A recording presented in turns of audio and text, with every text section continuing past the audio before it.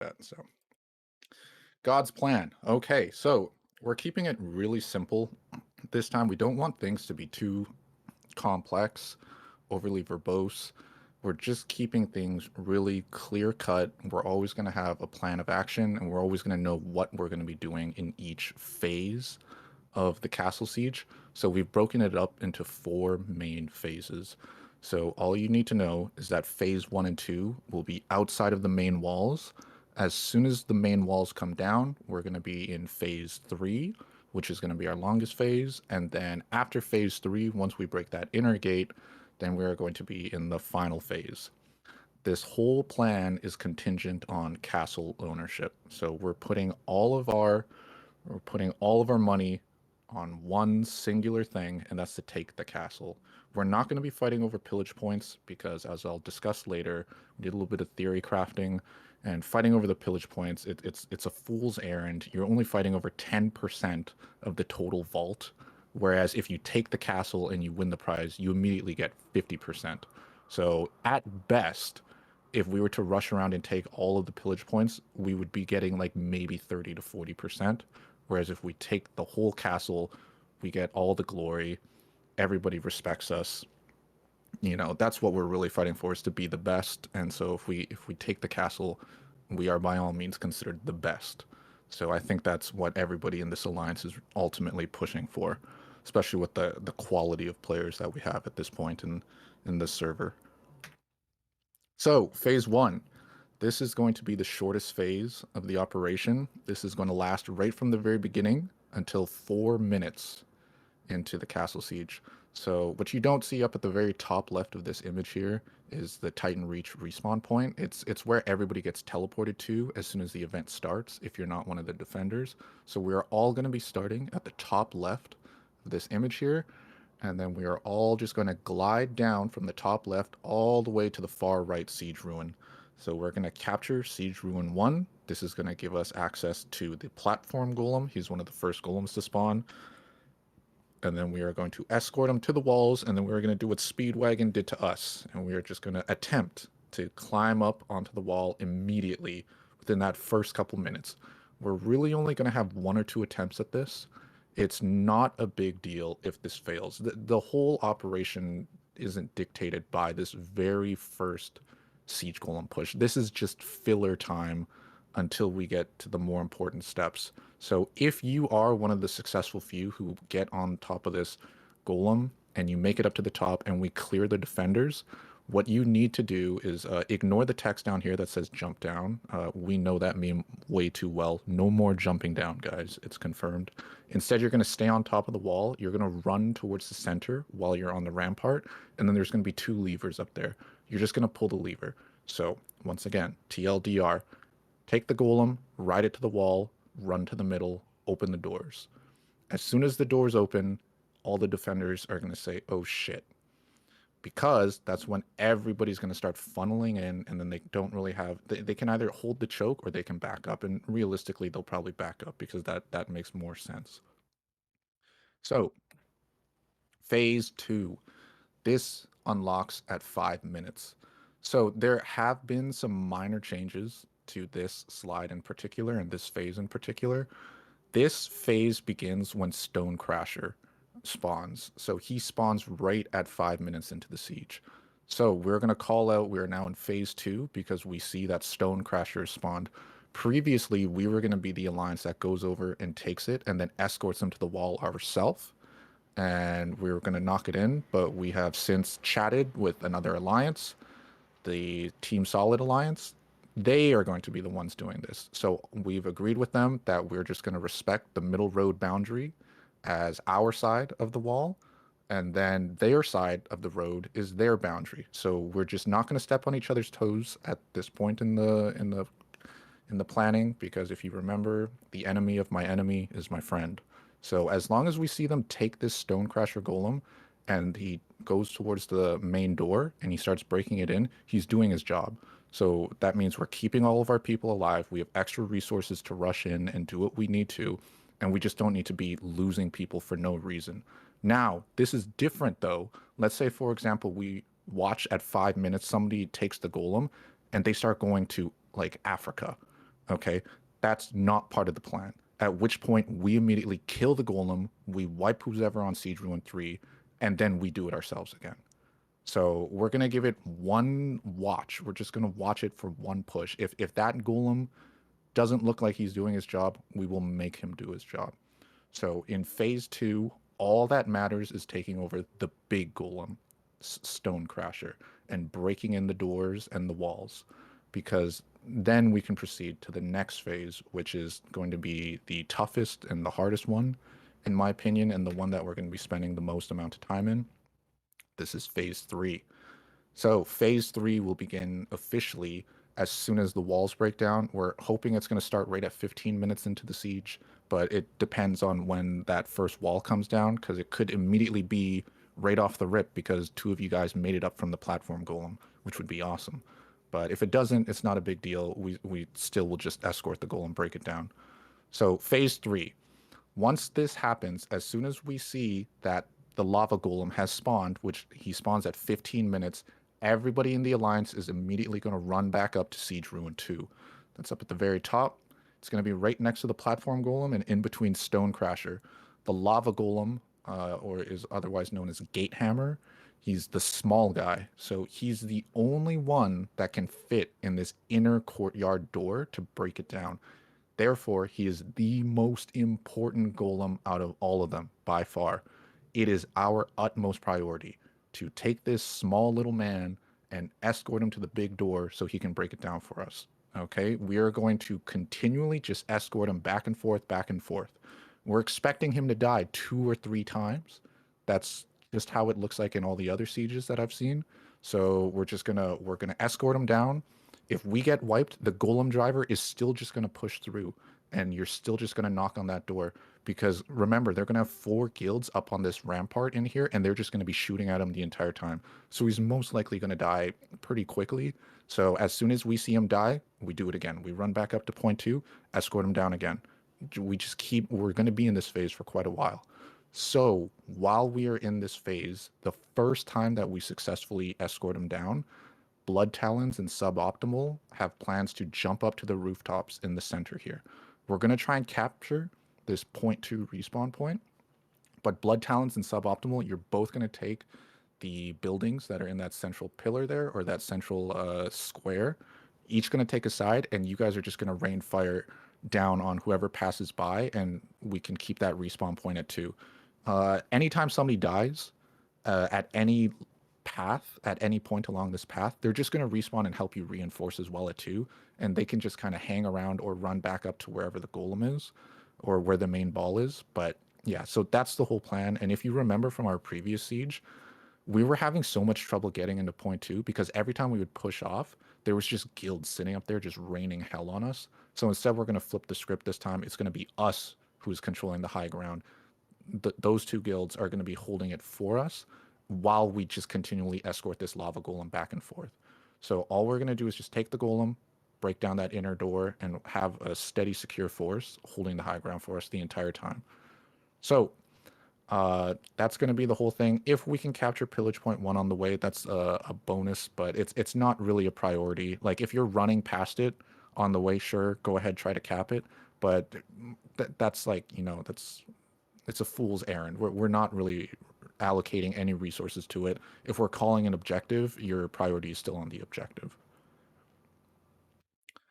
So let's say that phase four happens. When does this happen? So phase four is going to happen by 2 ways.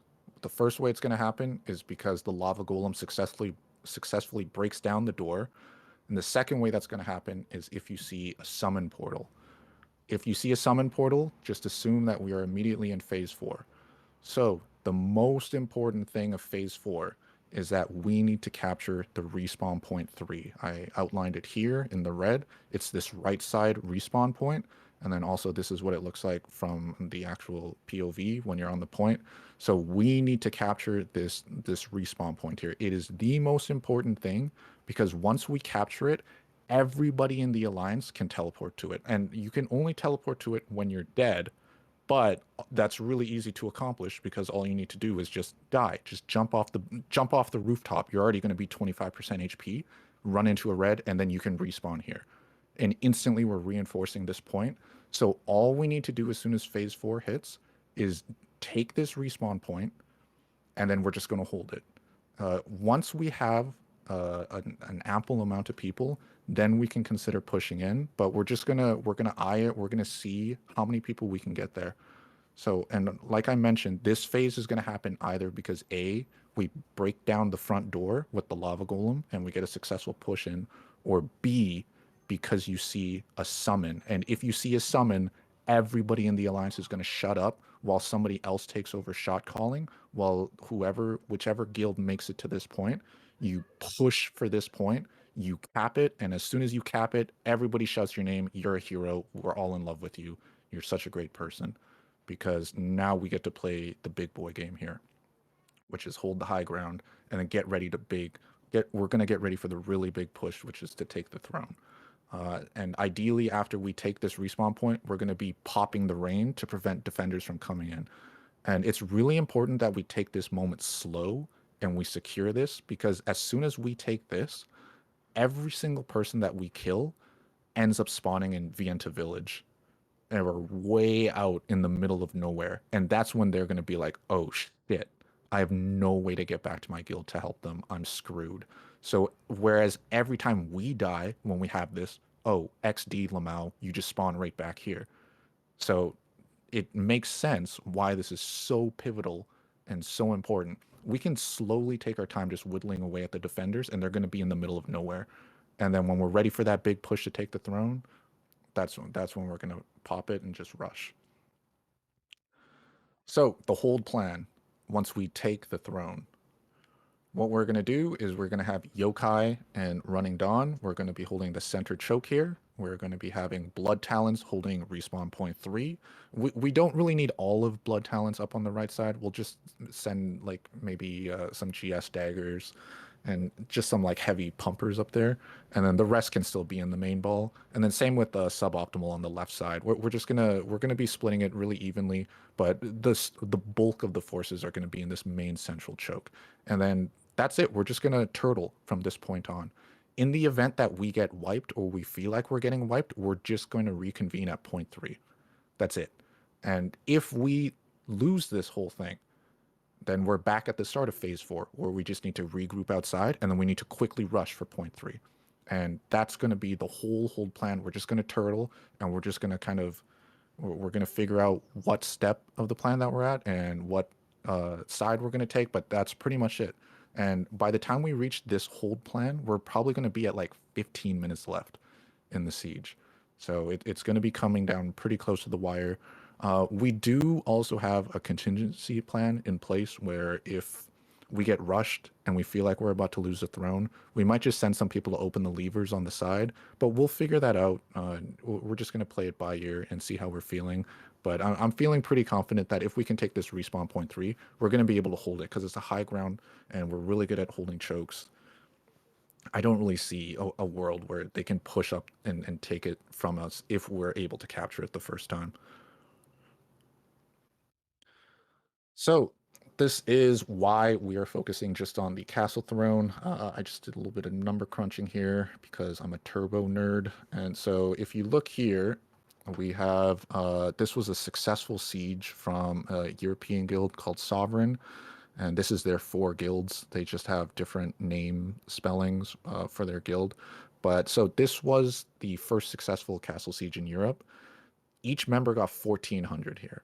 1,300, 1,300, and this is when taxes were at an all-time high because the most amount of players were in the game. I think we've already lost like 40% of the players since the last castle siege. So this number is already going to be significantly lower for each member if they take the castle. So if you were to just go off of this image here, if you were to fight for a pillage point, you're only fighting over 140 Lucent last week. Imagine how much lower that value is going to be. So that puts into perspective why we just don't care at all about the pillage points. Like they're literally chump change. Like we're not here to fight over 100 Lucent. Okay, we're here to be the best because I know that we are. And I know that a lot of the players here hold that same type of idea. So we're just focusing purely on the castle. And then as well, if we're focusing on pillage points, it just comes down to like politics of like, oh, well, my guild did this, so I think I should get the pillage point, or your guild did that. I don't think you should get the pillage point. Like that's stupid to bicker over. It's meaningless completely. Our fallback plan, I just put this in here because, it's good to have a fallback plan, but like, I really don't want to even consider this idea, like just falling back and taking these pillage points, like fighting over 200 Lucent. It seems just worthless to me and not really even like a serious thing. If you guys really, really want to fall back and fight over 200 Lucent, sure, like bring it up. If like enough people are vocal about it, then sure, we can consider it. But right now, I think everybody's on the same page. We're really going for the throne to be the best. Yeah, it's just in here, and then obviously we can just meme it up, Amatoy 23. And yeah, that is the entire presentation. So just before I end it, though, just some minor considerations. You're probably asking, hey, Strawline, you didn't discuss a very important alternative way to break into the castle. And I'm going to say, hey, you know who would love to hear that? The people who are defending the castle. So I'm not going to bring that up. If you were assigned to one of those groups who is doing something other than this plan, you are on a need to know basis. Congratulations. But everybody else in the alliance, this is all we are going to discuss. This is all we are going to be focusing on. So we are not discussing anything else other than this main plan for the alliance. Okay. So thank you everybody for your time. That's it. That's the entire plan. Now, time for feedback or any questions. Please raise your guys' hands, and I will start dragging you guys up one at a time.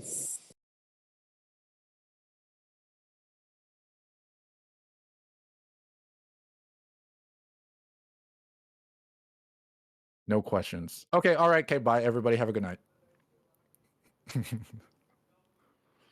Yeah, I think we're good. It's a simple plan. It's not too complicated. That's pretty much it. Oh, Got Satori. Satori. Here we go. Get up here, Satori. I just want to say hi. Oh, hello.